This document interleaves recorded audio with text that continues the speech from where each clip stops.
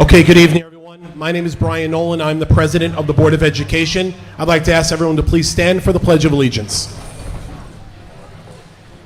Hand over heart. I pledge allegiance to the flag of the United States of America and to the republic for which it stands, one nation, under God, indivisible, with liberty and justice for all. We thank everyone for joining us this afternoon. Before we begin, we'd like to entertain a motion. Be it resolved that the Board of Education of the Locust Valley Central School District hereby suspend Board of Education Policy 2350 so as to allow the board to dispense and to modify its normal agenda order. Do we have a motion? Trustee Zito, on a second? Trustee Deltato, all in favor? So moved. Okay, I'd like to turn the floor over to the Superintendent of Schools, who will share a statement from the Commissioner of Education. Thank you, Mr. Nolan. Earlier today, the Commissioner of Education, Commissioner Rosa, sent a letter to the district, to the Board of Education, to the district. I'm going to read that letter at this time. Dear Mr. Nolan and members of the Board of Education, the State Education Department has received information indicating that you do not intend to follow those portions of a New York State Department of Health regulation that require face coverings in school settings. This requirement is mandatory, as the board's legal counsel recently indicated. The failure to adhere to the requirement that masks be worn in school is a violation of the law. School officers take an oath to obey all legal requirements, not just those which they deem expedient. Absent a change in the board's position, we expect that the Department of Health and the Nassau County Department of Health will not hesitate to enforce the provisions of the public health law and 10 NYCRR 2.60 face coverings for COVID-19 prevention, which include the assessment of civil and criminal penalties. NYSID will also utilize all enforcement mechanisms within its power. In that respect, a willful violation of an order of the Commissioner may result in your removal from office and the withholding of state aid from the district. It is my expectation that the board will set an example for its students by following the law. If not, however, you have been fairly warned of the potential consequences. Sincerely, Betty Rosa. Thank you, Dr. Graham. Joining us this evening at the board table is legal counsel from Ingerman Smith, Ed McCarthy. I'll ask Mr. McCarthy to address the Board of Education with any questions.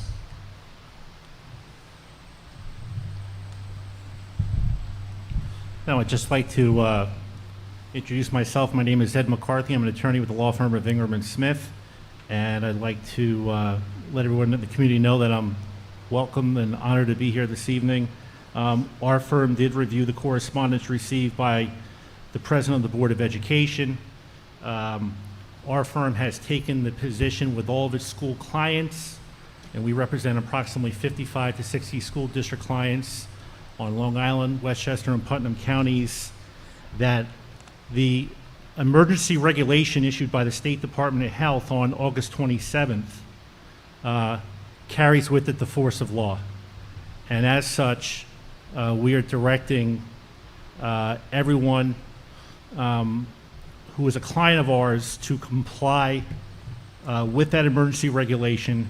And I think what you have seen today with that correspondence from the Commissioner of the State Education Department is the State Education Department's position that the emergency regulation issued by the State Department of Health carries with it the force of law, and that either the State Department of Health or the local Nassau County Department of Health will enforce that emergency regulation to the greatest extent under the law. So with that said, I'll turn it back to you, Mr. Nolan. Again, I'd be more than happy to answer any questions of the board, central administration, or the residents of the community. Thank you. Thank you, Mr. McCarthy. Do any members of the Board of Education have any questions for legal counsel? Okay, there being none, we will move on. And I will now share a statement. So good afternoon. I would like to take a moment and review the events of the last couple of weeks and illustrate how we have come to reconvene this afternoon. Leading into our regular scheduled school board meeting on August 17, 2021, School boards across the state were given the authority to determine the manner with which their schools would be reopened in relation to COVID-19 precautions. This authority was one that the Locust Valley Central School District advocated for consistently. Pleased that we received the authority, the Locust Valley Central School District Board of Education solicited feedback from our entire district in a variety of formats, including a survey, listening tours, and conversations with our fellow parents. Subsequently, the district provided such feedback that guided the Board of Education to vote on August 17, 2021, to adopt a school opening plan that made masks optional and left the decision to wear a mask or not to the discretion of parents and families. On Friday, August 27th, the New York State Department of Health at approximately 5:30 p.m. issued a mandate requiring indoor masking for pre-K to 12 school buildings across New York State. The Locust Valley Central School District Board of Education convened in our regularly scheduled meeting yesterday, the 30th of August, and put forth a resolution of whether the Locust Valley Central School District would modify the opening plan to require masks within our school buildings and as such abide by law or vote against the modification of the plan. Per our policy rules that require a minimum of 4 votes to pass, this resolution failed on a vote of 3 yeses, Trustee Deltato, Zito, and Vasiliou, 1 no vote, Vice President Marchand, and 2 abstentions, President Nolan and Trustee Themis. Trustee Steele was absent. Following that vote, the Locust Valley Central School District Board of Education put forth a second resolution on whether we wanted to pursue the retention of Hamburger, Maxon, Yaffe, and Martingale, LLP, in conjunction with potentially other districts across Long Island, and pursue a legal action and possible remedies to restore the authority of school boards to make reopening determinations as they were previously allowed only less than a month prior. During subsequent executive session, the Locust Valley Central School District Board of Education Counsel Ingerman Smith reinforced to the board the Commissioner of Health's determination is enforceable, and the failure to adhere to the mandate that masks be worn in school subjects the school district to penalties. The Board of Education is disturbed that the Commissioner of Health made this determination. However, the Board of Education is not in a position to violate the mandate, and the Commissioner of Health's determination, since to do so would violate the law. Therefore, based upon this advice by legal counsel, and as per Robert's Rules of Order that dictates that a request for a revote must originate from a minority vote, I, President Brian Nolan, have formally requested this meeting and a revote, and the board has agreed to convene this meeting this afternoon, and I will offer the following resolution. Whereas on August 18th, 2020, the Board of Education of the Locust Valley Central School District adopted its reopening plan for the 2020-2021 school year. And whereas on August 17th, 2021, the Board of Education of the Locust Valley Central School District amended its reopening plan for the 2021-2022 school year. And whereas on August 30th, 2021, the Board of Education of the Locust Valley School District considered a resolution to amend its reopening plan for the 2021-22 school year to require all persons inside any school district building to wear a mask in accordance with regulations promulgated by the New York State Department of Health. And whereas such resolution failed to obtain a majority approval by the Board of Education of the Locust Valley Central School District, and whereas the Board of Education was advised by counsel of the legal consequences of its decision to not mandate masks in school district buildings in accordance with the regulations promulgated by the New York State Department of Health, and whereas the Board of Education has reconsidered its position on requiring all persons to wear masks inside school district buildings as part of its reopening plan.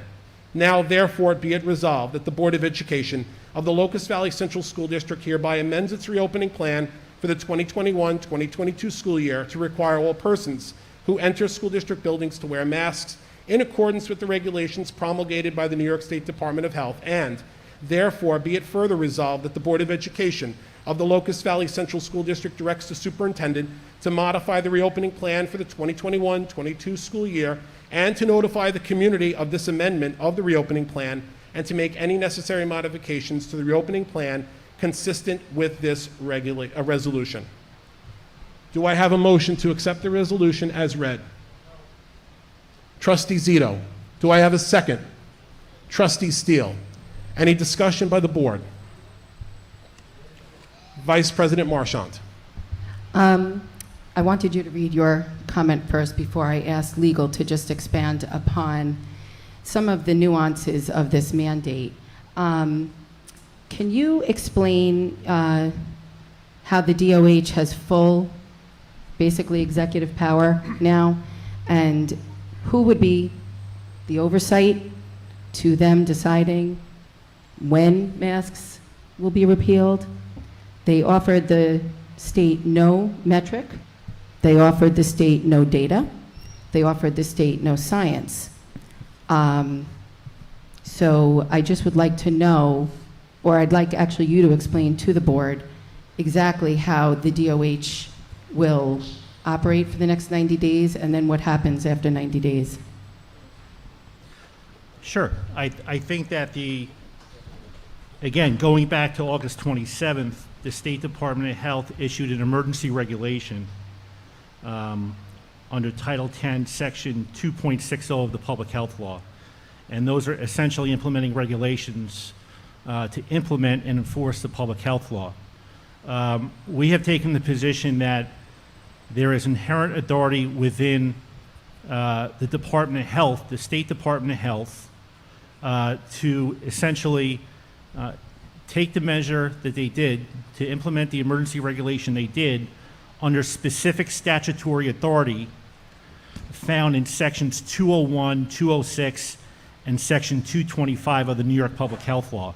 That's our initial assessment. So to answer your question, we're of the mindset as a firm, and as we have advised you, that there is statutory authority for the State Department of Health to issue this emergency regulation, and those specific provisions of the public health law authorize the State Department of Health to essentially control and promote the control of any type of disease spread. So Even when the state is not in a state of public health emergency. yes, we're of the mindset that notwithstanding the current status, there's statutory authority found in those sections of the New York Public Health Law that permit and entitle the New York State Department of Health to issue the emergency regulation they did. I will note, as you have noted correctly, that this emergency regulation was only implemented for a period of 90 days, and it could be continued or it could be discontinued, I think, based upon, if you look at the legislative impact statement, based upon the trend of COVID-19 and the Delta variant. But they renew it themselves. They give themselves the authority. I just need everybody to understand that the Department of Health gives themselves the authority to renew it. Nobody need. I just think Well, that yeah, needs I to mean, be a very, very clear understanding that Yeah. they give themselves the authority. And if you go back 3 days before August 27th, it was the new governor of the state of New York who directed the Department of Health and the commissioner to essentially institute a universal mask mandate. So She also directed them to have the teachers vaccinated, but we haven't received a mandate for that. that's correct. Okay. So my last question for pertaining to the DOH is, the DOH is elected by who? The commissioner of the Department of Health is not elected by anybody. Okay. They're essentially appointed, to best of my understanding, they're appointed by the governor and likely subject to confirmation by the state legislature. Okay. Thank you. You're welcome. Any further discussion by the board? If not, I have a motion by Trustee Zito, seconded by Trustee Steele. I'll ask for a vote. All in favor, raise your hand for aye. Can you maybe do a roll call? That's Trustee Zito, Deltato, Steele, myself, and Vasiliou. Those against?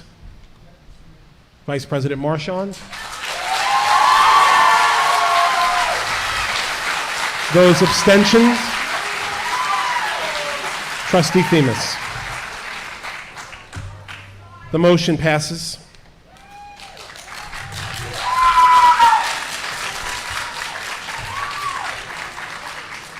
I want to reiterate to our community, as we have demonstrated previously, our board is committed to continue fighting for the authority to determine policies of this nature for our district, and we will do so legally, appropriately, and respectfully. In that vein of thoughtful and respectful language, I want to reiterate something that Trustee Vassiliou said at our August 17th meeting. This board is categorically against the bullying of any child, regardless of whether the child wears or doesn't wear a mask. We want our teachers and staff to be focused on pedagogy and our students to be focused on learning. It is all of our responsibility to collaborate and cooperate during this challenging time. Indeed, we do not want our faculty and staff to be caught up in policing mask wearing and or discussing medical consequences. Likewise, we ask all parents and students to focus on learning and not the intentional disobeyance of this requirement. Based on feedback from our community that has requested explicit explanations of how this mandate will be implemented, students are required to ride school buses, as that was previously outlined on the 17th, as well as within our school buildings. The board and I have complete confidence in our superintendent and anticipate that Dr. Graham will be providing explicit instructions to faculty and staff that children should be encouraged and allowed to take frequent mask breaks and to remove masks when possible where social distancing allows. Students will not be required to wear a mask outdoors while at recess or gym. Non-adherence to the donning of a mask while in school by students, staff, or visitors will be dealt with appropriately.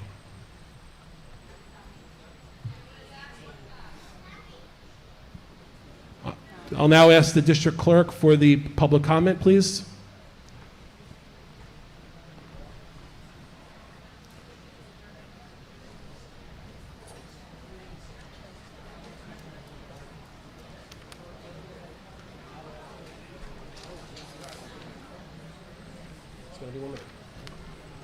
I would just ask if you are speaking in favor of keeping the masks. Tell them you have a hard stop. Okay, the Board of Education will open public comment. It will be limited to 3 minutes. We also will be limiting public comment to 1 hour this evening. At that, we have a hard stop, and we will be adjourning the meeting. So we'll begin with Brad Kaner of Michael F. Street.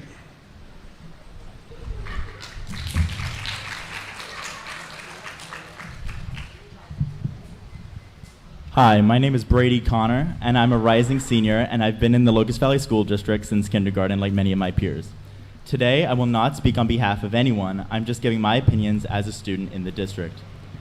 I don't know why, as a district, we would vote in defiance of the governor, knowing full well that if we did, it jeopardizes our chance at having a normal school year and whether we have to go back to school at all. Do we tough it out, wearing a piece of fabric over our faces, effective or not? I recognize everyone has their own views.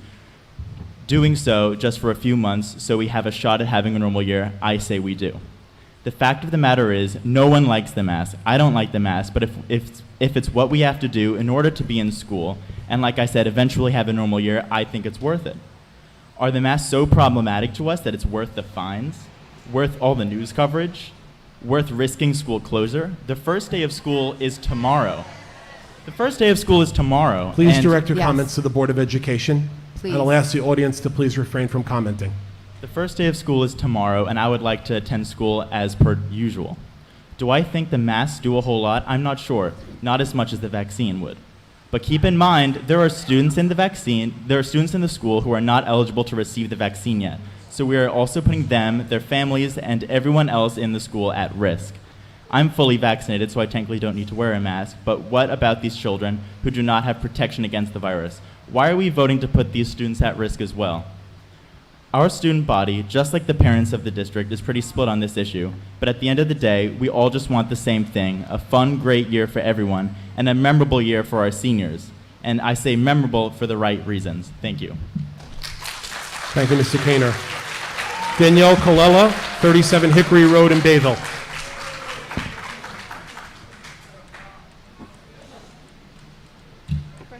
First of all, I want to thank Margaret last night for standing up for our kids. My name is Danielle. To reiterate in a previous meeting, I am a mother of 4.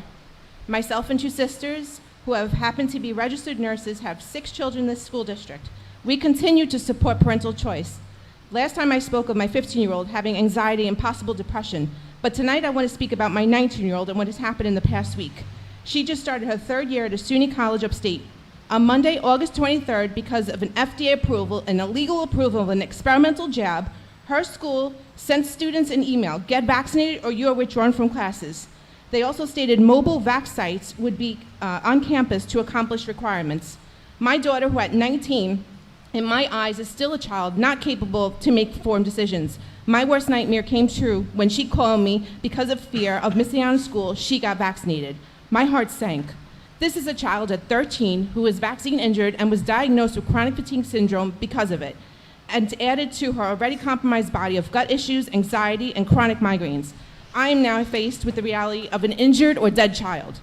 Not only that is going on, but my sisters face losing their jobs for not being vaccinated. Nurses who worked the entire pandemic put themselves in hotels from their children and held hands of dying patients who were not allowed family visits.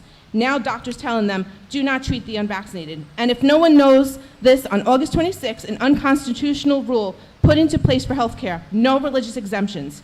Parents, especially mothers, will go to great lengths to protect our children. Last year in August of 2020, I learned how strong my instinct was. I was due with my 4th child. I was told at 34 weeks the hospital required PCR testing. I refused.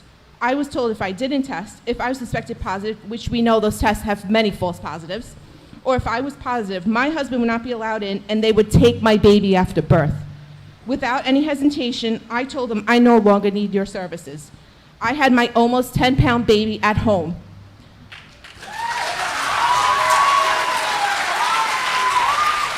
This is no different. So I ask you, when is the line crossed? They want the mask until they can mandate the vaccine, and I'm telling you now, I will not have another child that I have to think about being injured or dying. I will pull her out of school, and my sisters will pull out their 5 children. We have all the family support we need to do this, and I guarantee this community will follow. My 1 and 3-year-olds will never step foot in school. And if you comply with the state and the state keeps you open, us parents will close you down.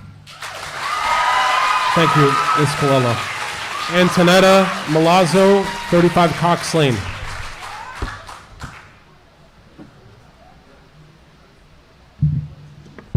I am a grandmother and speaking for my grandchildren on behalf of my daughter.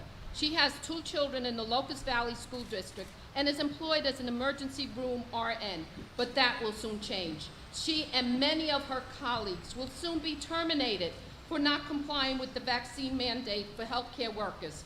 She is a strong believer in natural immunity and having the right to choose what goes into her body. She treated patients at the height of the pandemic with 1 dirty mask to reuse for the week.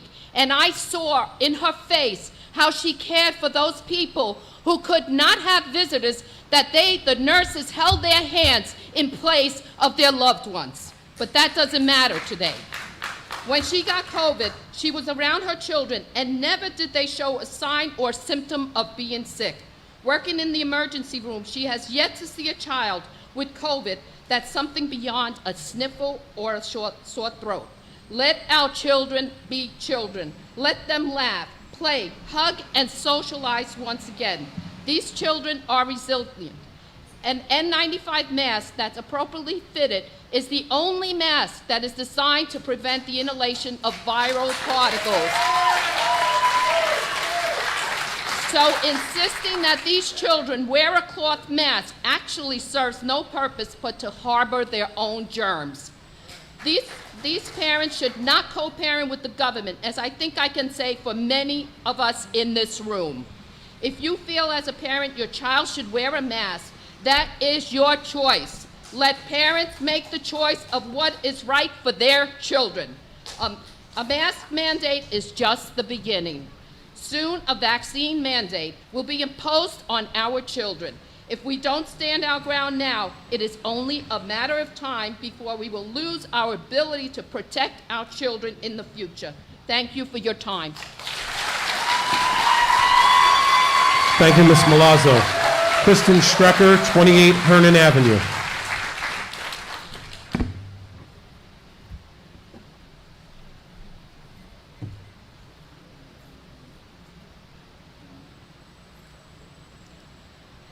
guidance by the New York State Department of Health is authoritarian in nature and is not allowing the needs of the whole child to be taken into account.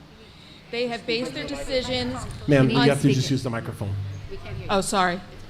They have based their decisions on 3 studies, and none of the studies focused on schools. The response to COVID-19 when comparing it to other risk factors facing our children makes no sense. There are so many unique challenges that severely impact children individually. Anxiety, depression, and suicide are 3 that significantly threaten children, and based on the statistics, are the true epidemic facing schools. COVID has clouded risk assessment and evaluation by almost every governing body making decisions. They have chosen fear over science. The willingness of adults to frighten and bully impressionable children is demoralizing. The long-term effects of these mitigation strategies hasn't been studied, and the impact on our children has been completely ignored. Our children are the victims when choice is removed from parental control. Addressing each child's needs can only be done effectively by parents. Choice is the only reasonable option. Thank you, Ms. Strecker. Mike Hogan, 18 Hilliard Drive, Bayville.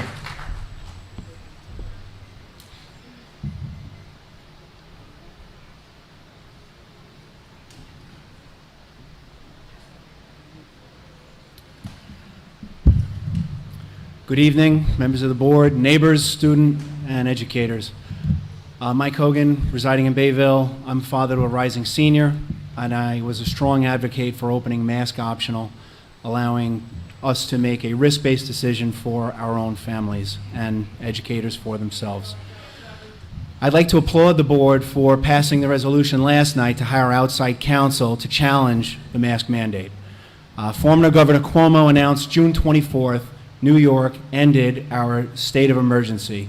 As such, we have every right to challenge the state, and in fact, we have a duty to ask, why is the state singling out our children, who are the least vulnerable among us? Why schools and not shopping malls, stadiums and restaurants? Why are they dismissing the rise in depression, drug use, and suicide? And what of the difficulties special education students find learning with masks? Big question for the members of the board. Why would they resort to threatening to strip our elected officials, you, our board members, of your professional licenses for non-compliance? Do they not understand in a representative form of government you are carrying out our wishes, yet they will attack you personally to get to us? They will oppress you as individuals to get to our children.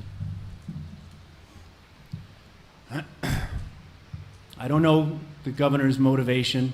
Political alignment for optics, appeasing teachers' unions who are big voting blocs, or is this the first stepping stone toward mandatory vaccinations of kids, which will enrich Big Pharma, who are big donors? I don't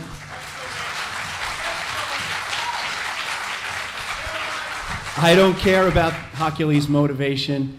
The reality in Nassau and of research available, the decision is not supported.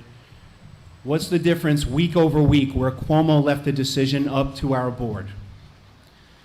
This is a political power play and an overreach of authority. We may have romanticized at one point in classes of our country's founding and the American Revolution. This comment now is appropriate more, and never in my lifetime has this comment been appropriate. Founding Father Thomas Paine said, "When all other rights are taken away, the right of rebellion is made perfect." You are the directors of the school district. You've been elected to represent the interests of your community.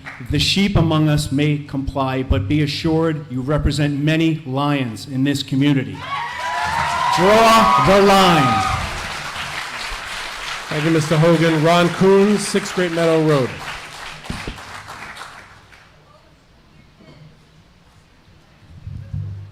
Hello and good evening. My name is Ron Coons, and I appreciate the opportunity to speak tonight. No school board has been immune to the pressures and ramifications of COVID-19. This has been a heavy burden on each of you, and it isn't lost on me how challenging it is to navigate this process. I understand, and we all understand. But what cannot be understood during this critical moment is weak leadership. Weak leadership and inaction will destroy the fabric of any community. Weak leadership will allow blanket mandates to take advantage of our most vulnerable populations. Weak leadership will destroy the fundamentals of our society, and weak leadership will not be tolerated. At the core of your decision to run for your board seats, each of you wanted to positively impact this school district. You wanted to facilitate progress and ensure the district thrives well into the future. You knew that there would be pressures and hard decisions to tackle, like budgets, policies, hiring, and certainly parents. And yet you still pursued this path because you felt compelled to advocate. Do not lose sight of that. And as the superintendent of this high-performing district, you sit at the top, Dr. Graham. You have the most influence at this table. And your influence is what we're calling upon today. Not advocating for parental choice is walking away from this community. Hands held high in the air, hiding behind the science, or even worse, the almighty politicians. I warn you, this will be your undoing.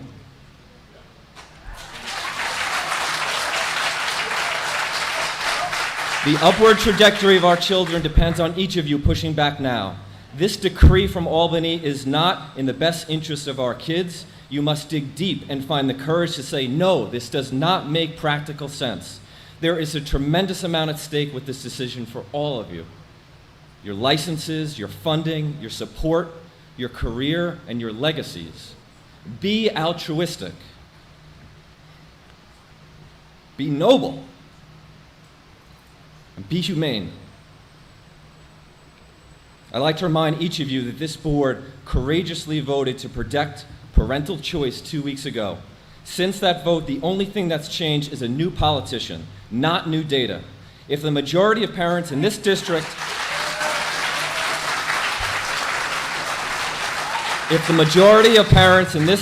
want to exercise their choice, which they do, then you must represent us as such.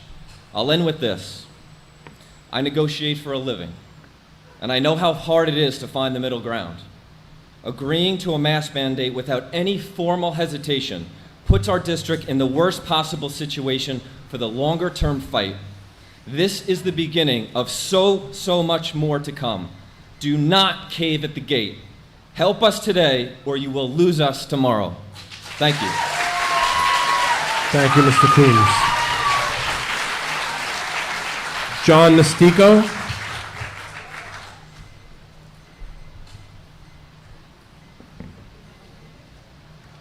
Good afternoon. I'm gubernatorial candidate John Nastico, and I'm here to speak on behalf of everybody who does not want their child in a mask. The following comes from the 14th Amendment of the Constitution of the United States.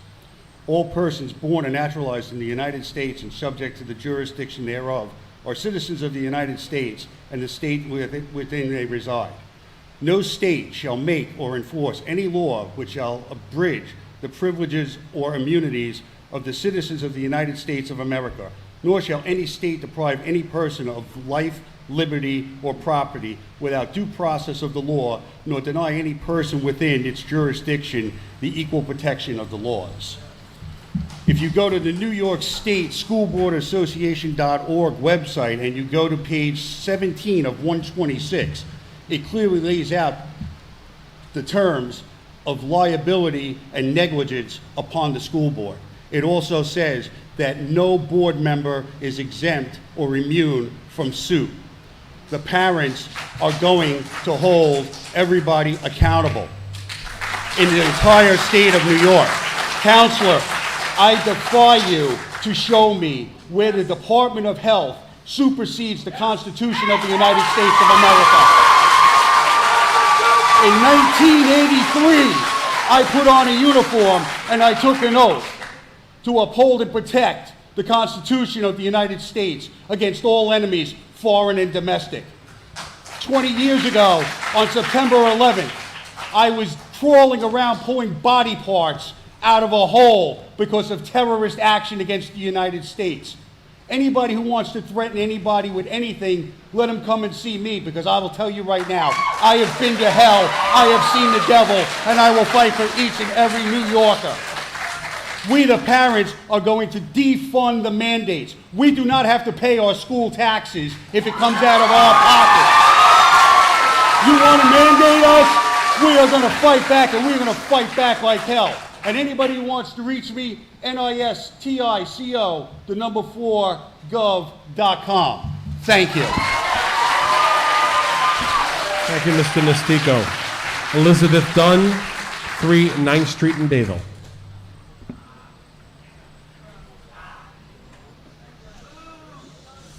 Do not, everyone has 3 minutes, and everyone has the right to speak. Do not make yourself wrong. Hello, my name is Elizabeth Dunn. I am senior, and I am also a student government vice president. First off, I would like to thank you all for allowing student and community input on this issue, and also say that I look forward to working with all of you in the future, especially during the school year. As vice president, I think it is my obligation to represent the voices of the student body, which is why I opposed, obviously you guys aren't doing it anymore, but the board's move to defy the state mandate. As seniors, we've only had 1 normal year of high school, which is honestly heartbreaking to say. All we want is a normal year. And, though my opinion does not necessarily reflect the entire student body, it does reflect a large portion of it. I believe that the other side of this argument has been voiced clearly, which is why I feel like it's appropriate to voice this side. I would like to read you some direct quotes from my grade group chat, just to show you what some students are thinking. There shouldn't have been a meeting to make a decision like that. Had it not been mandated by the state, it would have been a different story. And in that scenario, I think discourse would have made sense. But now the state is involved, and it has become more than whether or not we wear a small piece of fabric over our faces. I'd rather have a senior year by just wearing a mask. And who knows, if we wear these masks and the government sees they don't work or do work, they'll say it's okay to stop. So why not just do it? Senior year or no mask, tell your parents to pick. Budget-wise, if the school does get sued or gets involved in a legal dilemma, we are all going to feel the effects because it's going to be expensive and the quality of school will most likely be affected. How are we going to have student morale if we can't even go in? Imagine if the state closes down the school during our senior year because of masks. By defying a state mandate, the school is jeopardizing the entire school year. If the board truly cared about students, which you all should, then they would realize the potential consequences of these actions and follow the state mandate in nearly every school. Very respectfully, Elizabeth Dunn. Thank you. Thank you, Ms. Dunn. Renata Salomu, 142 Skunks, Missouri Road.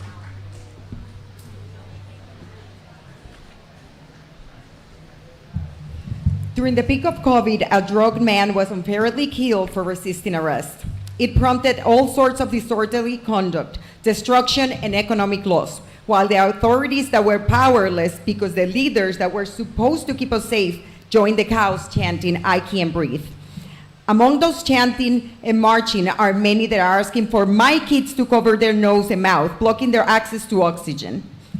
I give my word to those that are not wanting the kids without masks, that I will fight for your rights and your kids while I defend the rights of my kids. But if this community spoke for majority, and what is worth here is the minority, that we all stand with Margaret because she's the minority opposing this.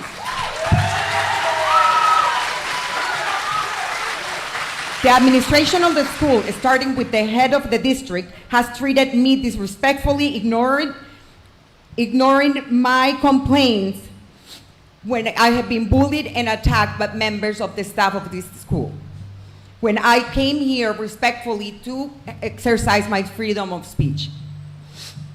How am I supposed to send my kids here freely if you cannot even take care of your employees and make them respect the community?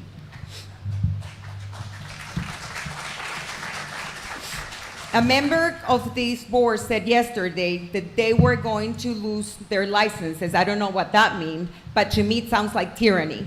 And I did not leave a communist country to come here and watch on TV soldiers, enemies of our land wearing soldiers' uniforms. We have people here that has been at war for your freedom, and you have the courage to really side with the minority.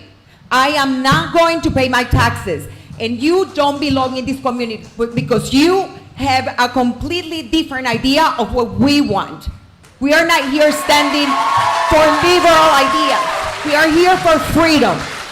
We have the right to, we pay. And you did not even protect me when I was Ms. called Solomon, crazy please, and Ms. I quit. Solomon, please direct your comments to the Board of Education.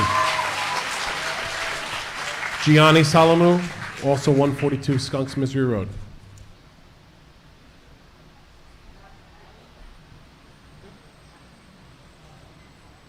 I will speak in behalf of my son. Can I just ask you to please direct your comments to the Board of Education? Yeah, I'm Thank talking you. for him. I'm not Thank talking you. for me. I'm going to speak for my son, who I did not tell what he had to do because I believe in choice. So that means that translates to my kids. And if their choice is to come to school with masks, they will come with masks. But I asked him, what is the problem with the mask? And he said, it's when you have it, you don't feel a lot because you're numb to it. But when you take it off at home, your ears hurt, my throat hurts. And that is every single kid saying that. So, and I understand you guys, that you want to graduate. I've been there, I sat there. But don't let people scare you. Like, you are here to be free. If not, I will welcome you to my country, Venezuela, where people cannot even find food in the garbage anymore. Go there. Do you not understand that they're covering your mouth? You can't talk anymore. Thank you. Gabriella Fodar, 56 Davis Street.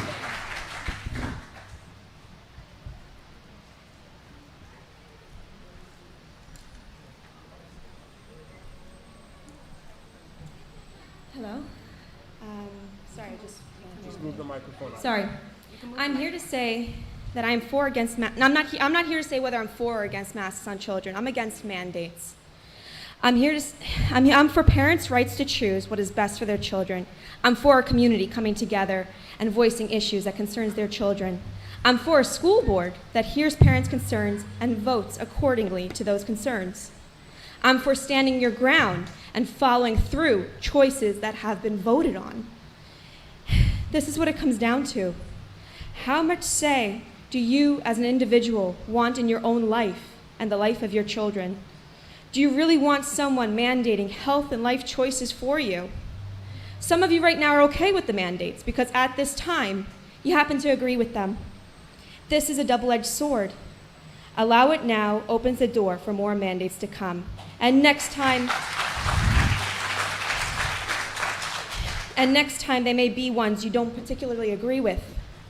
Regardless of how you feel about each side of the argument, it is not the government's place to make these mandates. Mind you, mandates from someone we didn't even elect. We are here again today because you're all clearly scared, and the decisions made out of fear don't usually work out for the best. But we saw this coming. We knew full well, back when you all originally voted for parental choice, that they would come after us. And Lord knows they are extremely against us making decisions for ourselves democratically. I know we are a small school district, but we need to stand together strong. We need to stick to the choices we made using our heads, choices you all voted for and that aligned with our community's concerns, not out of fear. They are trying to divide us, for masks, against masks. It's all to distract us from the real issue. We need to stand against government mandates and overreach. Stand your ground, Locust Valley. We're counting on you. Please protect our children. Thank you, Ms. Fodar. David Maloff, 11 Valley Road in Bayville.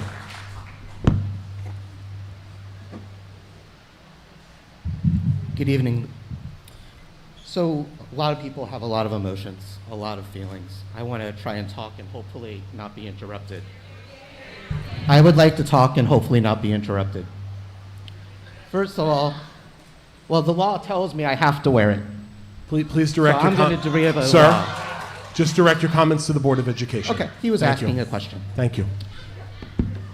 So, I see a few issues here. One is Locust Valley going to be a law-abiding school district or not? That's what I'm hearing is people in this organization do not want to be law-abiding. I hear the issue of mandates or overreach. Well, what side of the road do you drive on? That's mandated. It's a law. It's a law. Sir, if I need you to address your comments. This is not public engagement. This is public comment. Please make your comments to the Sure. board. There are many laws and regulations and policies that we follow that we do not have a choice about, such as paying taxes. We pay it. We do these things. This is normal. There are also things that we also do that we know is about the greater good. I sacrifice things in my life daily because I know that my impact in doing the opposite may not impact me, but will impact my community. I don't litter, I don't spit on the sidewalk. These are unhealthy things to do. I do them for the greater good because it's the right thing to do. There's a pandemic going on. This is a pandemic going on. 100,000 people contracted Delta variant and other variants of COVID in the last 24 hours.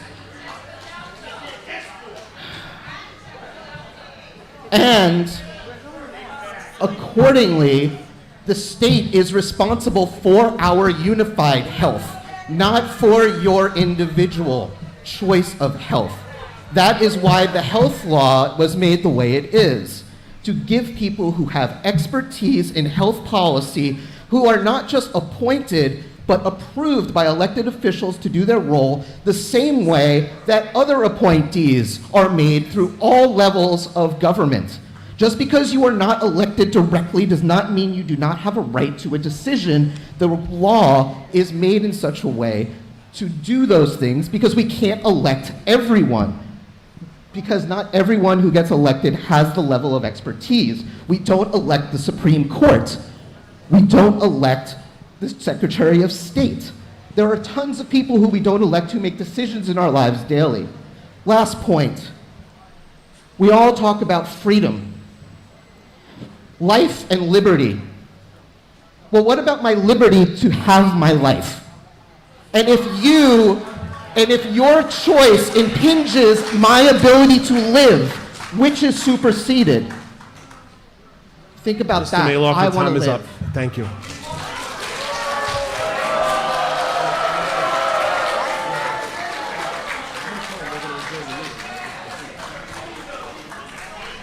Okay, we're going to call on Josephine DeBono. Vice President Marchand mentioned it. I'm going to follow up with it. When someone is speaking, public comment is the opportunity for a member of the public to make a comment to the board. We're asking that those of you in the audience please remain silent. I know things may jar you, comments made you may not agree with. Please keep that to yourself. Allow the person the 3 minutes to speak, and then we'll hopefully get through everyone. If not, the board will adjourn the meeting and we'll be done for this afternoon. So, Ms. DeBono, you have 3 minutes. Begin. Good afternoon. I speak for myself and I think many others when I say that as the dawn of a new school year approached, we were all looking forward to a return back to normal. Back to real life smiling faces, pens and paper, a sense of community lacking during the worst phases of the pandemic.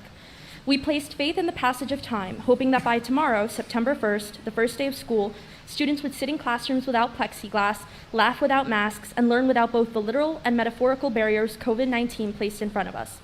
But for a multitude of reasons, that is not the case. While we can celebrate the progress we have made in face of the virus, the development of safe and effective vaccines which enables a full return to in-person learning, it would be foolish and irresponsible to say we have reached a point where we can abandon the proven most effective safety measure, masks, so soon. Towards the end of the summer, the Delta variant of the COVID-19 virus breached our country and our state's borders. This variant is not only twice as infectious than the original strain of the virus, but it is so contagious that it is targeting children, which were previously the most unaffected group by the virus, which were previously the most unaffected group by the virus when measured by rates of hospitalization, development of severe symptoms, etc. Now these same children are being hospitalized at rates of up to 200 children per day. Not to mention cases in general have peaked at rates comparable only to those of January, the peak of the pandemic. 100,000 people per day are testing COVID-19 positive. So yes, putting 700 children plus innumerable faculty and staff, of which no more than half by a generous guess are vaccinated, vaccinated into a building where they will inevitably be hugging, handshaking, and horseplaying is a recipe for disaster. Perhaps most of the children in the school are healthy enough to fight off the virus, which should they contract it throughout the school year, particularly those vaccinated. But what about their parents, their grandparents, their immunocompromised friends and family? What about all the students with special needs who cannot be vaccinated due to the circumstances present? Should we accept their health is secondary to some students' personal comfort? If you feel so inconvenienced and disheartened by wearing a mask and seeing your children wear a mask, imagine how you will feel if you have to see them on ventilators. No one has died of wearing a mask. 3,200 died from COVID-19 just in our county. I don't mean to be grim. Like many things, wars, recessions, times of uncertainty, this too shall pass. And we will look back thankful for the temporary sacrifices we all made to protect others and come through on the other side. But overwhelming evidence calls us to recognize the time is not now, it is not yet. Many claim that in mandating masks, we are ignoring the very real ramifications of the COVID-19 pandemic on students' mental health and sense of morale. However, it is for these reasons I advocate for a mask mandate. Remote learning, hybrid schedules, suspension of extracurricular activities and sports had depressing effects on any and every student, leaving us feeling isolated, helpless, and blue as we learned through a screen and gave away beloved school traditions. If we go back to school among a largely maskless student population, when COVID-19 cases rise, the school will have to be shut down numerous times for disinfecting and contact tracing. We will have to give up the defining cultural moments of a high school career, pep rally, homecoming, all because we got too comfortable too soon. Is wearing a paper mask really too large a sacrifice to be able to return to our lives? Most pressingly, because of such overwhelming evidence for masks in school on Friday, August 27th, our New York State Governor, Kathy Hochul, issued a statewide mask mandate for both public and private schools. Mr. Bono, your time is up. I'm sorry, you let everyone here continue. You let people here continue. I've had to sit through these meetings. Excuse me, I've had to sit through these meetings. You have to keep to 3 minutes. Thank you. I have had to sit Tara Jewell, 23 Michael F. Street. I have had to sit through these meetings and listen to people quote research that is not peer-reviewed, and I cannot share my voice. Mr. Bono, I'm sorry. Please take your seat. Thank you. You are silencing student voices intentionally. Tara Jewell, May I have your 23 name Michael again? F. Street. Putting a mask on a child inhibits the child's God-given right to breathe. Masks do not stop the spread of COVID-19. Fauci said it himself. But hey, I guess he can't be trusted because, you know, his backpedaling and conflict of interests over the years, yeah. These kids are suffering mentally, physically, and emotionally over the masks and the inability to be social with seeing each other's faces and being able to recognize social cues. For those who voted for the universal masks, For those who voted for universal masks, plan on being voted out of your position. You are not looking out for the best interests of these innocent children in our district. Stop trying to take our rights away. The Department of Health and Governor bullied you in every district in New York State, and you're letting them. This means you are not going to protect them when they come along with that toxic shot that's coming up. And when the majority of our district pulls our kids out over masks or vaccines, this district will reap what it sows. May God help all of you that hurt his and our children. Thank you, Ms. Jewell. CJ and Mike DiLorenzo, 35 Hilliard Drive in Bayville.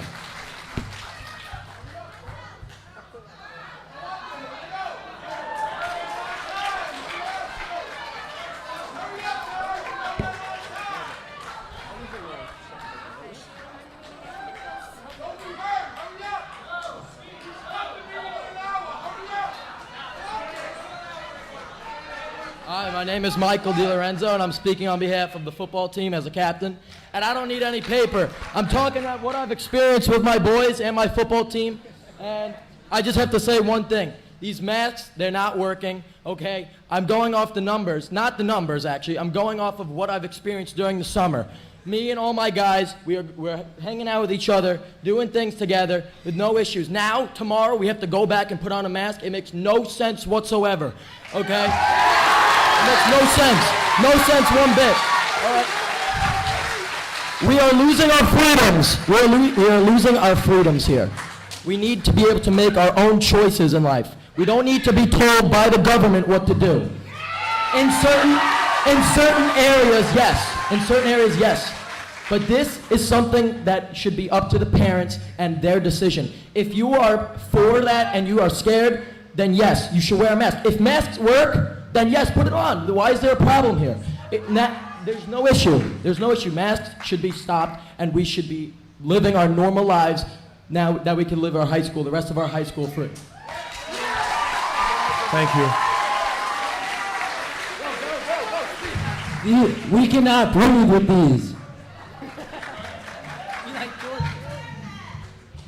So in what way?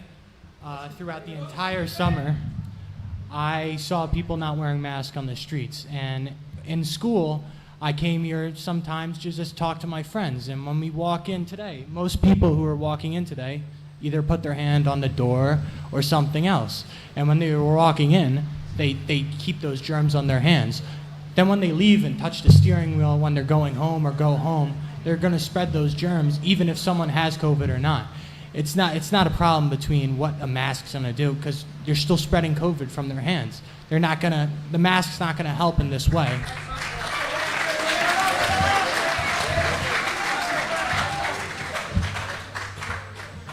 Me and my football team have been practicing now for 2 weeks. We've been outside in the warmth and in the summer for hours on end with water. When we go inside, we touch the same things, we do other things, and we haven't had one single COVID case.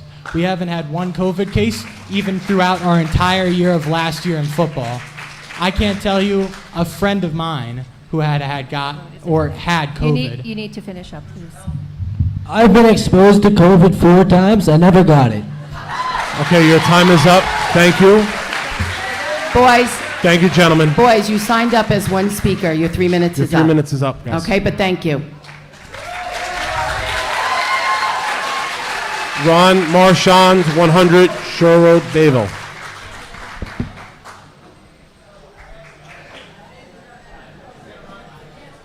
Okay, excuse me. May I just ask you to repeat your name when you first start speaking? Ron Marchand. For those of you who don't know me, I'm Margaret Marchand's husband. I have never spoken at one of these meetings, but since our area of Locust Valley, Bayville, the Brookvilles, Laddingtown, and Matinacock are at the forefront of history, I thought it was time for me to speak up, since my wife appears to be the only board member with the boldness to stand up for what's right. She has spent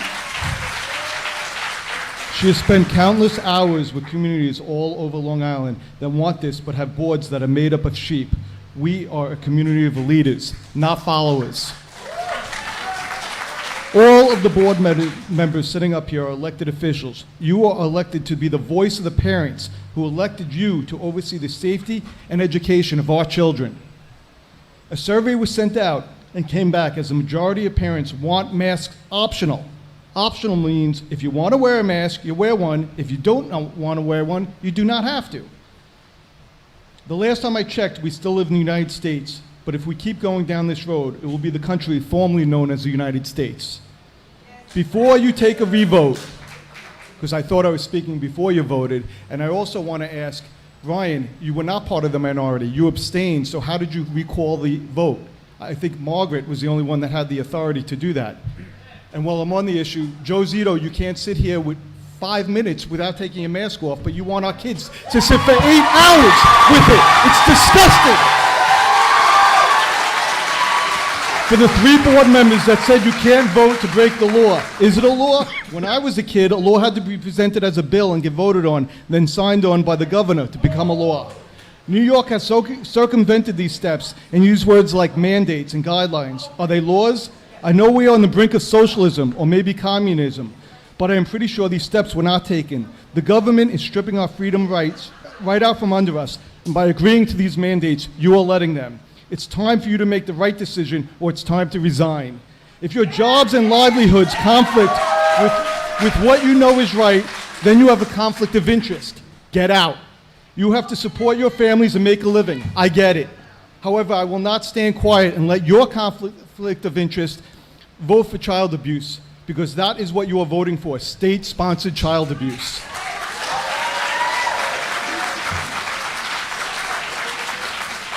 If you do not stand up for this now, the jab, as they call it, it's next without parents' consent. Australia just took 25,000 kids and gave them the shot without parents' consent. Is that what you want? The CDC, the politicians, and the media all lie. They do not use the data to make their decisions. So vote no, and let's stop the child abuse. If you cannot, then I ask you to step down, step aside, and resign so we can get representation that doesn't have a conflict of interest. To the parents in the audience, if this board rescinds its vote, I urge you to pull your children from school for the next few weeks. Liberty Online has a program for $3,000 per pupil. We have 2,000 kids in our school district. That's a $6 million cost, a savings of over $80 million. When Please all the finish your teachers and statement. administrators have to go looking for jobs, maybe then they'll realize they had it so well in Locust Valley. And the penalties they're going to do, what are they going to do? Strip us of the $1 million out of the $86 million? Tell the governor to shove it up where the sun don't Mr. Marshall, thank you. Marissa Friedrich, Upper Brookville.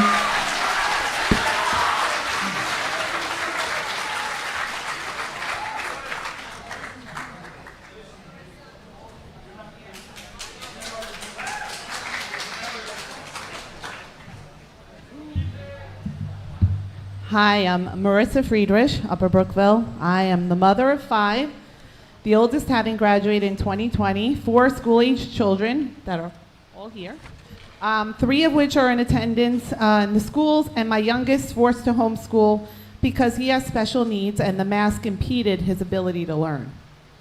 It is mind-blowing that we would be sitting here to discuss the mandatory placement of suffocation devices on all children. It is the very definition of child abuse. It's actually quite frightening to hear some say that wearing masks or a small piece of fabric over a face makes for a normal school year. I don't think so. We teach the children to do the right thing, to be leaders, yet some educators and administrators of our schools are not doing it themselves. Hypocritical at the very least.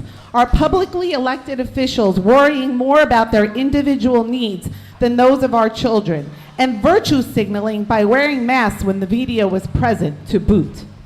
You should know by now that masks are the precursors to a more sinister plot. Medical freedom is being challenged. Parental rights are hanging on by a thread. Complying with these nefarious forces will not make life return to normal. Once freedoms are lost, you don't get them back. There is a proposal for experimental injections on the table. The slippery slope has already begun. Parents, do what is best for your children. Fight for your children. Let's band together as a community and empty out the school. Thank you, Ms. Friedrich. Ashley Grella, 34 Wayowie Avenue.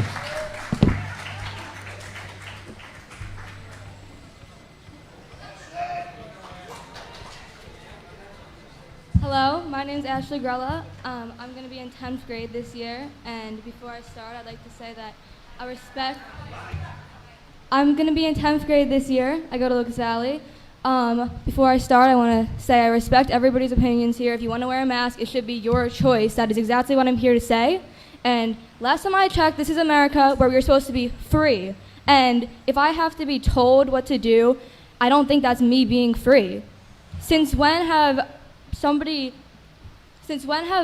being free, the term, when is that having to wear something over your face and cover your mouth and be told that you have to do something when you don't want to do it? If you want to, that is your choice, but you shouldn't have to be forced to do this. Also, there is talk of people with special needs. And people with special needs, sometimes they need to see face, like they need to see people's face. People with special needs need to understand how to read facial expressions. That's so important for a young kid with special needs to understand facial expressions and emotions. And how do you expect them to do that when they can't see other people's faces? And that is the parent's choice. Like she said, her kid has special needs and he's being forced to be homeschooled for his better education. Do you think that other people won't pull their kids out and homeschool them? Because they will.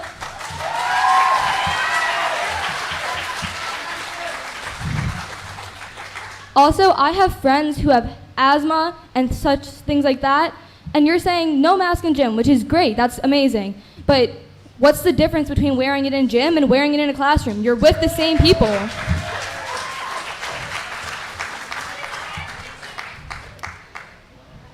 With that, I think that's all. Thank you very much for your time. Thank you, Ms. Skrella.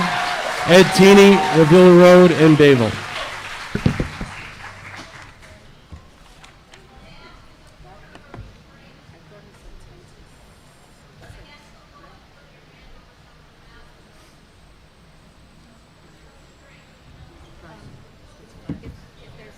Good evening, everyone. It seems like just yesterday I was here speaking under different circumstances. A few weeks ago, I was very proud of this board for coming to a decision to allow parent choice. I was also very proud of this board for forcing the hand of the government to allow our district to have that choice. And you exercised it to what I believe is the majority of people here, although I recognize it's not everyone's belief. I was further proud when we seconded that with another vote to make masks optional. Lo and behold, we all get this email after the meeting yesterday that all hell broke loose and nothing's happening and we're back to where we were square one.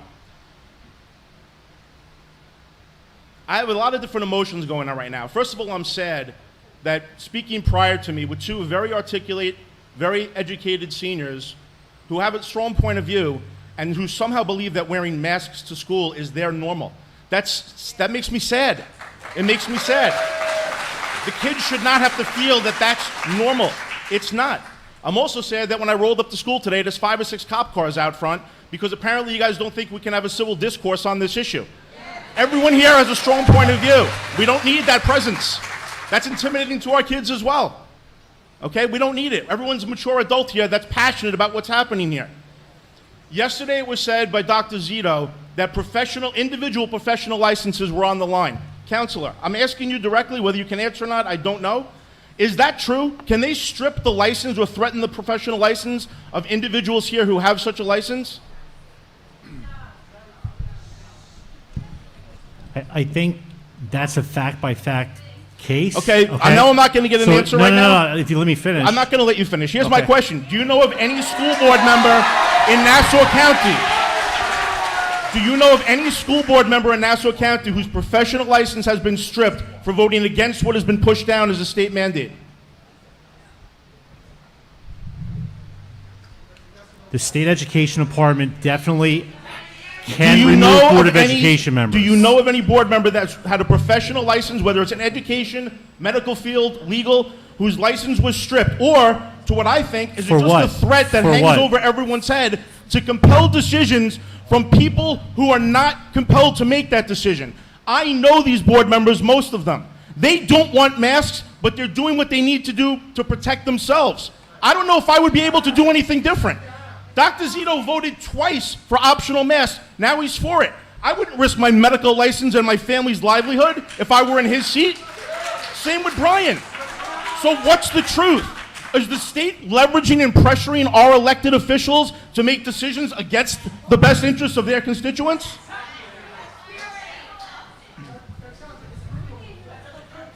The state education department has indicated that to the extent a lawful directive of the Department of Health is not complied with by the Board of Education, that they could be subject to removal as board members.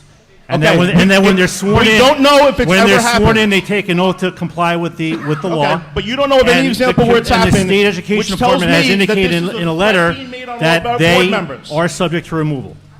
Okay, it hasn't happened because what happens is good people, when they're put to the test of protecting their family or doing their obligation to the community, they're going to do what everyone's going to do, and they're going to protect their family. Okay, that's what these Your poor time is people up, please. are subject to. Okay, and I feel sorry for you guys that are in that position. What I want to know is, what is our school district going to do going forward to fight New York State to get the control back where it belongs in our board members? Mr. Tini, your time is Eddie, up. extremely Thank you. Thank you, guys. Thank you. Thank you. Jesse Firestone, 7 Garden Street, Bayville.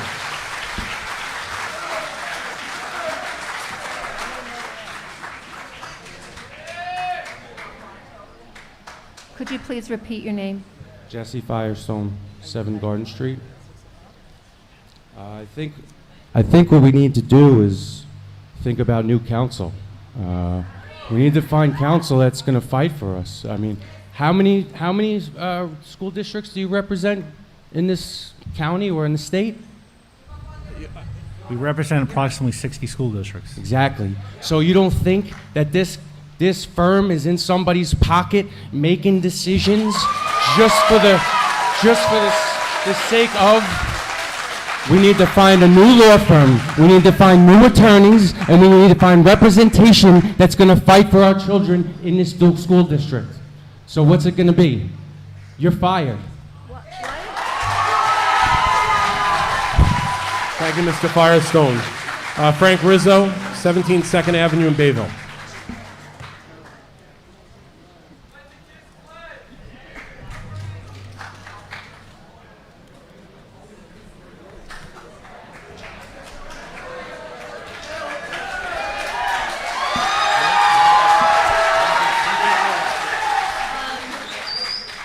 I see a lot of people here for pro-choice. I'm Frank Rizzo from 17 2nd Avenue. I see a lot of people here pro-choice. I see no one in defense of this besides a few people that are fooled by some data or some newscast. I see professionals getting threatened their license. I see very angry people wanting to get rid of people because you're not listening to the people. That's what we elected you to do. We learned about mandates, contracts, corporations. We get it. This guy can sell us a whole bunch of stuff. He's got no straight answer. He'll dance around everything just like Fauci or any other governmental official. I want to explain something to everybody. On August 23rd, the FDA released a paper, 2 letters actually, one on top of the other, to confuse us even more. It says, the FDA approved the biologics license application, that's called the BLA, submitted by BioNTech Manufacturing for Comirnaty, Comirnaty. That's right, I did say application. So that's one letter. And then the other one they had let out was that they have concluded that the revising the EUA, the emergency use order, is appropriate, and they're going to go ahead and kick it down the road like they did August 12th. There's some facts. Here's some more facts. Nazi doesn't start, Germany didn't start overnight. I said it last time. We the people are angry. We're not leaving here with a mask optional idea. Do you understand that we're being told to follow a mandation that's not a law, to physically and mentally Mr. Rizzo, abuse please direct our... your comments to the Board of Education. I'm speaking Thank to you. everyone Thank because this is a community, Brian. This is a community. This is public comment. Please, please. I don't need it. If you really don't want to give it to me, thank you. So I lost my train of thought. Thanks. But you see, it's not a law, and we're asked to do it. It's unconstitutional. You guys aren't seeing the writing on the wall, so we're going to have to replace you guys. There's stuff here. There's stuff here about emergency, getting rid of the board members. And I think we have to take a vote. And I think that what has to happen, anyone with a license and compromise, I'm sorry, but you got to step down. I think it would be right for anyone to step down. We know what you guys feel. We know what you guys feel. I know you don't want masks on your kids. I have a 6-year-old. I have a 7-year-old. My developmental learning for my children is extremely small. They are extremely impressionable. My wife's a public educator. Okay? You think my kids don't belong in public school? The amount of taxes we pay, number one. Number two, how much we care about our community. I work in this community. I live in this community. I am of the community. I ain't one of 60 schools, and I sure as hell ain't someone from some other county who doesn't know how we think around here. All right? And your intimidation, I'm not intimidated by them. You guys want to know Finish why? your This is statement, the best part. Frankie. Thank you. This is the best part. We are complying with the law. Frankie, You guys are the 3 ones that are not. Mr. Rizzo, I your want time is up. press charges for child abuse Frankie. against Rizzo, our your time is children, up. against all 7 of the 6, whatever it is, minus Frankie. Margaret, Mr. Rizzo, on this board. Mr. Rizzo, Frankie, your time it's is 3 up. minutes. Thank you. Physical and Thank emotional you. damage. Thank you. Michael Viteretti, Viteri on Cliff Drive, Bayville.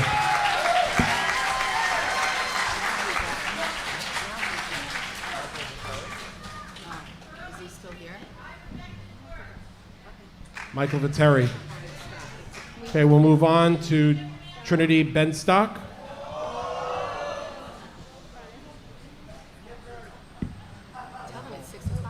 Good evening. So we have 7 minutes left, and we're having a hard stop at 6 p.m. Okay, I'll keep it short. I just want to say that I respected board's recent decision to remove it. I originally came, and I know other students from my grade came here to talk about how we feel as seniors tomorrow, that's when we're starting our senior year. Our freshman year was our only full year of school. And so, sorry, can you hear me now? Yes. Okay. Yes. Okay. No, I'm not going to take my mask off because that's the whole She issue can speak, here. just go close to the microphone. Okay, so what I want to articulate right now is just the idea of having choice and freedom. Those are the words that have come up the most while we've been speaking. And we take philosophy classes, we have TOK, we have ethics bowl. We have classes where we talk about these things and we discuss them as issues as students and with our teachers. And so I just want to give a perspective on this. The idea of mandating that masks are optional is an autonomy limiting decision inherently, because viruses do not work by the logic of choice. They don't work by, if I don't want to get it, I won't get it. Your choice inherently impedes someone else's. If I decide to go out and be reckless and get the virus and come into my school, I threaten my peers. That is not something that they can work against. It is my choice, and the idea that of making that decision that we shouldn't have masks is inherently exclusionary. A school is, at the end of the day, a community. I've been here for 12 years, and I've loved it absolutely. All of my friends are from here. All my family's from here. This is a community that I've only ever known. And so to see these arguments be made that we should alienate people, because I know people who spent the entirety of last year and their junior year online because they couldn't come in. They're immunocompromised. They live with their grandparents. It's dangerous for them. So I say, why do we waste our senior year and people's freshman year or any year in school possibly jeopardizing the school being shut down just to appease people who want to talk about freedom and choice? We have a state, and we can if we follow the mandate, we don't have to. Quiet. Please refrain. Please refrain. Please. Please I just fight for refrain. my own Please freedom. refrain. Trinity, finish. You have a few more seconds. Okay, I'm thank sure. you. Thank you. Yes. I just think it's in everyone's best interest to just follow this and follow it through, because all these people are making slippery slope arguments. It's a logical fallacy you learn in 9th grade. You learn about it, saying, oh, if we allow this, then this, and this will happen. That's not true. We're just following. I'm sorry, it's not. But so Please stop. Not you, Trinity. I know that we would, most students would prefer to have a normal year, and if that means masks or no masks, they're probably fine with it. But going loggerheads with the state, no matter what, will always jeopardize that. And I think it's in the purview and in the interest of the students to allow us to go to school and follow the law in a way that will not. Sorry. Okay, I'm done. Trinity, you do know that tomorrow, they voted. It's masks. I know. I'm saying I'm okay. happy about it. I'm No, just I just want to saying make that- sure. Yeah. Please. Brianna Cruz. Enough. Great Meadow Road.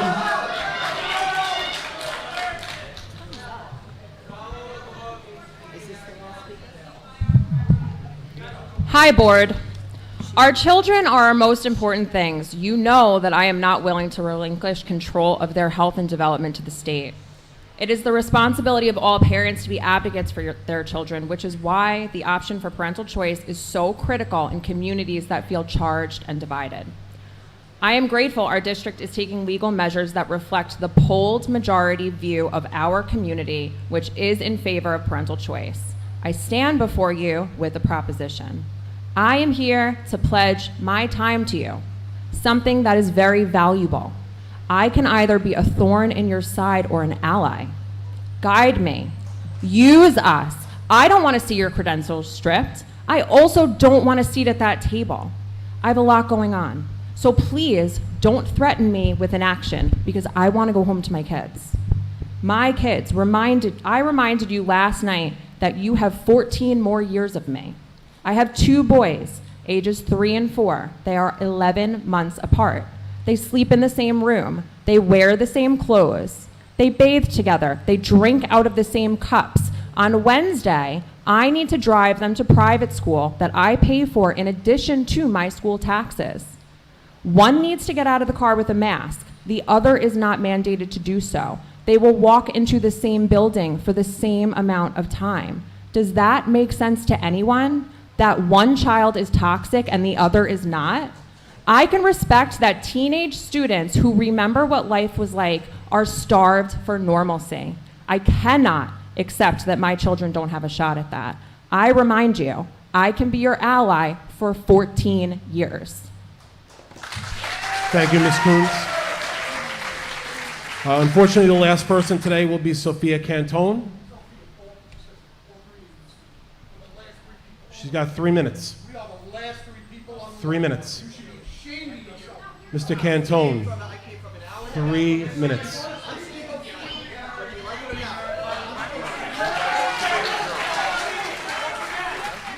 It is shameful to cut off the last 3 speakers. For what, 5 minutes? Go ahead, read. Start reading. Ms. Cantone, please go. You have 3 minutes. Hello, my name is Sophia Cantone and I am in the 5th grade. I had to wear a mask for the last whole school year. I can't even recognize some of my friends without them putting their hands over their mouths to see them outside of school. I had 5 or 6 nosebleeds throughout the course of the year. I had to go to the nurse's office because I felt nauseous and I felt like I was going to throw up and I was lightheaded. If we keep wearing these masks, we're going to probably end up like the dinosaurs. These masks are going to have the same effect as the meteor. Everybody is going to say, oh, this mask helps. But as you wear the mask, your lungs are going to be killed because you're breathing in like carbon dioxide. And then we're all going to die. And the government is making all the kids go to school wearing a mask. But they're not making restaurants wear masks. So they're punishing the kids, but they're not punishing the grown-ups. Why are we being punished? We're not sick! Francesca Cantone.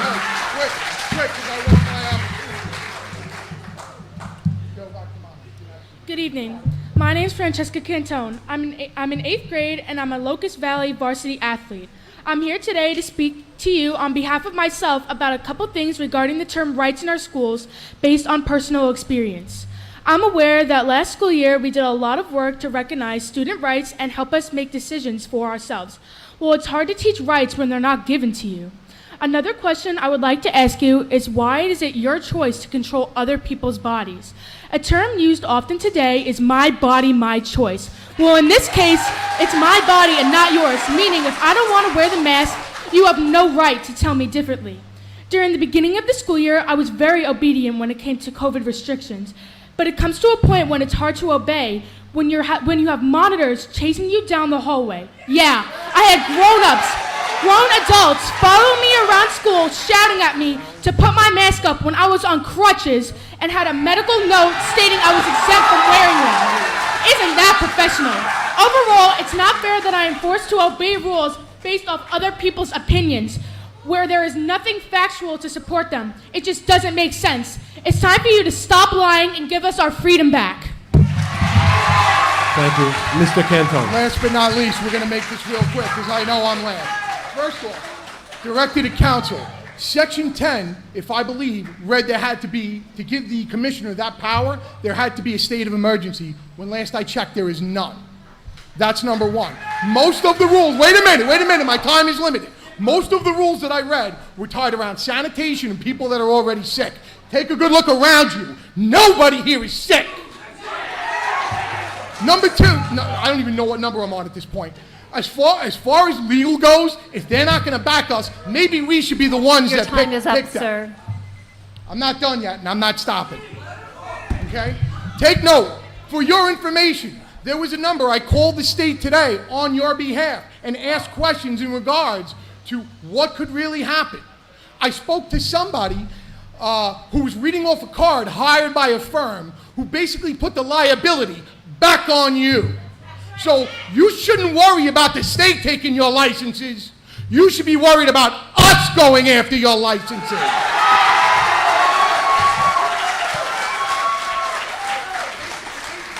So basically, I don't even, sweet Jesus.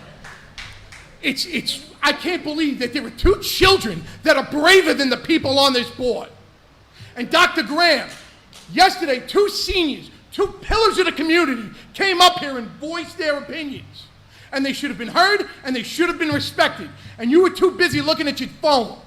Next time that happens, you should continue to look at your phone and start looking for another job.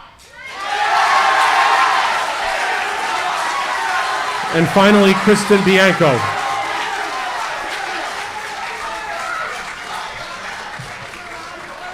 Kristen Bianco. That concludes the public comment this evening. You're not signed up, sir.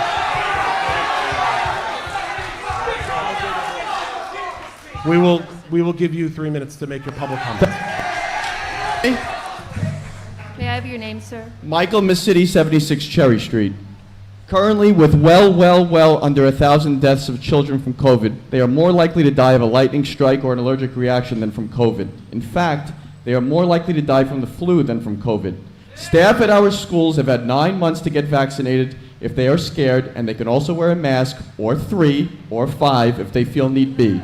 If masks work, then these individuals can wear masks as well. Theoretically, everyone at risk is now protected. If your mask doesn't work unless my child wears it, then I guess they don't work so well. We have voted on this issue already and have come to a conclusion. It is time to see your decision through. A mandate is not a law, despite whatever legal counsel you have received.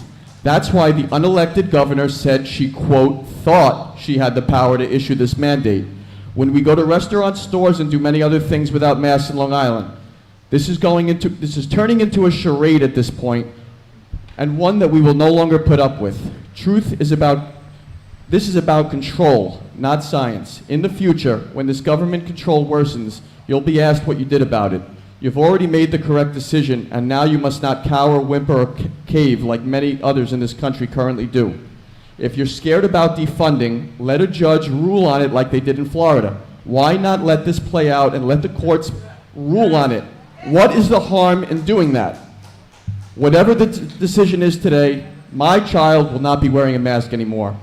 After 18 months of trying to reason, I am prepared now to use the same aggressiveness and disobedience the enemy is. Masking 5-year-olds is child abuse, and I am no longer going to stand idle to this evil. I hope and pray you do the same.